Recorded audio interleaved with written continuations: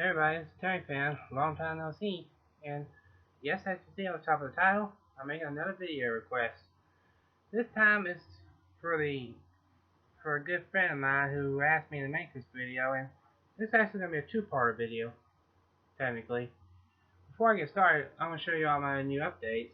I got Scooby-Doo WrestleMania mysteries, I got this because I promised my nieces I would get it, and true to my word, I got it. Picked up another copy of Smokey and the Bandit, because you live in the South, you gotta have this movie. And X-Men 2, X-Men United. I used to have that movie until I traded it for some odd reason.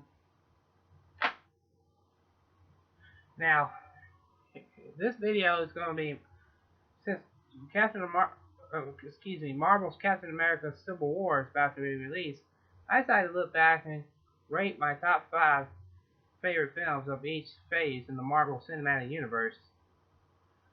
I know each phase has 6 films in it, but the first phase, the movie I didn't like out of the whole bunch was The Incredible Hulk. Don't ask me why. The only highlight of that film to me was the climax, nothing more. But everybody has an opinion in one way or another, but I was just disappointed in the movie, nonetheless. Oh, while we're on the subject,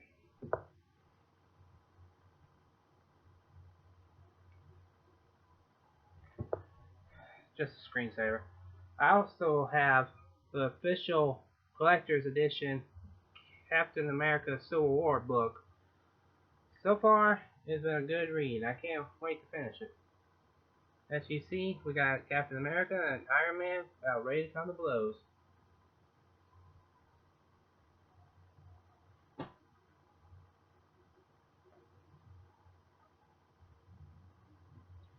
And since I only have 4 of the films on DVD on the first phase of the Marvel Cinematic Universe, I got 1 on digital, and I plan to get this one on disc because after I tried to watch it last night, it was buffing and everything, and it just basically proved that digital sometimes it's good, but it leaves much to be desired, and it's always better to go with the physical copies. Now let's get started. And number 5, just for the record, I really am not a fan of this movie, but I'm making a list, no less, so I'm just going to add it to the list. It's not a bad movie, but it's not a perfect one. Number 5 is Captain America, The First Avenger. I watched this film for the first time in years yesterday, and honestly, I'm still feeling the same way I have about it as I did the first time I watched it. Now, it's not a bad movie, but it's not the best one either. It basically, if I had to put it nicely, it basically was like leading up to the Avengers. But I enjoyed Chris's performance. I enjoyed H-A-H-Y-L-E-Y performance. I enjoyed Tommy Lee Jones' performance, and Hugo was pretty good as Red Skull. It's just this movie was just trying too hard, honestly. That's all it did. It was basically try too hard, but I promised I was going to give it another try, and I did, so.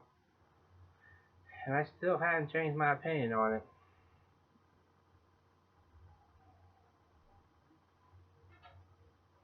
Now here's another one I had to take time to give it another try. Number 2, Iron Man 2. I'm sorry. Number 4, Iron Man 2.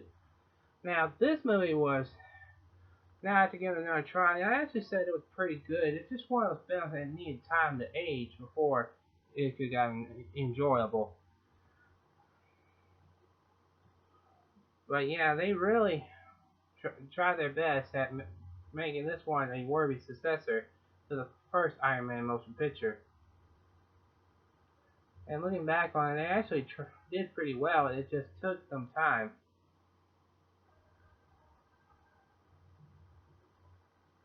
I enjoyed some of the fights. I enjoyed some of the comedy. And it actually was a better movie now that it aged better.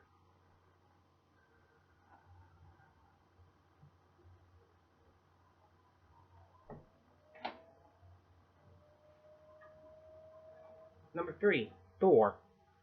Now, Thor was quite an interesting concept for its origin story,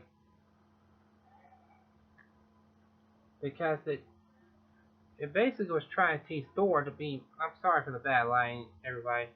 It basically was teaching Thor a lesson that he never forgot, and I really enjoyed some of the humor in this film, and it was pretty clever, the fights with the ice giants, frost giants. I'm sorry. That's my favorite part of the film is when he says, "Run back home, little princess," and Loki says, "Damn." But yeah, the acting in this movie is pretty good.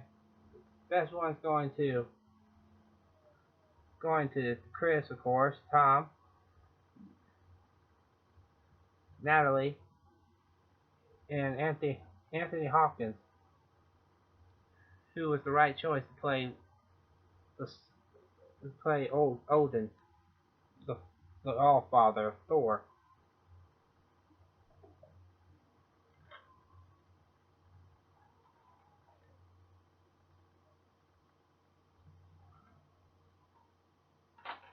Now I'm moving my computer so you can see what comes out at number 2. Number 2, The Avengers. Yes, I know. I have been showing the digital copy, but don't work out at the time. I plan to get the physical copy soon enough. Just gotta do what you gotta do. Now, Avengers took me time too, because you got a crossover between Captain America, Iron Man, Thor, Hawkeye, Black Widow, the Hulk. You basically had a lot of characters rolled into one film. So you had to manage it all correctly to make it work. And looking at it now, they actually did much better. And it's still a good movie nonetheless. Plus, it's just one of those films, you know. But in all fairness to the writers and such, it's not easy to make a film when you cross over different franchises. But somehow they did it well in this one. Plus, making Loki the main antagonist really helped as well. And Tom's performance was just chilling. Plus both the Chris's and Robert Downey's Scarlet and everybody else in the film's performances for that matter. Germany as well. They all did pretty well in this movie. Plus the score was terrific and the emotional level really hit home. And now, if it's not so obvious, number 1, damn it. Number 1, the original Iron Man movie. This movie was the film that started the Marvel Cinematic Universe, and they really took it a step up. I recently saw this on pay-per-view, back when you ordered pay-per-views, which is basically becoming a dinosaur now. Anyway, ordered this on pay-per-view, and I got the DVD a couple years ago for Christmas. But the movie really got a lot of praise, and I mean, the effects were impressive. I mean, there were times you couldn't even tell that it was CGI.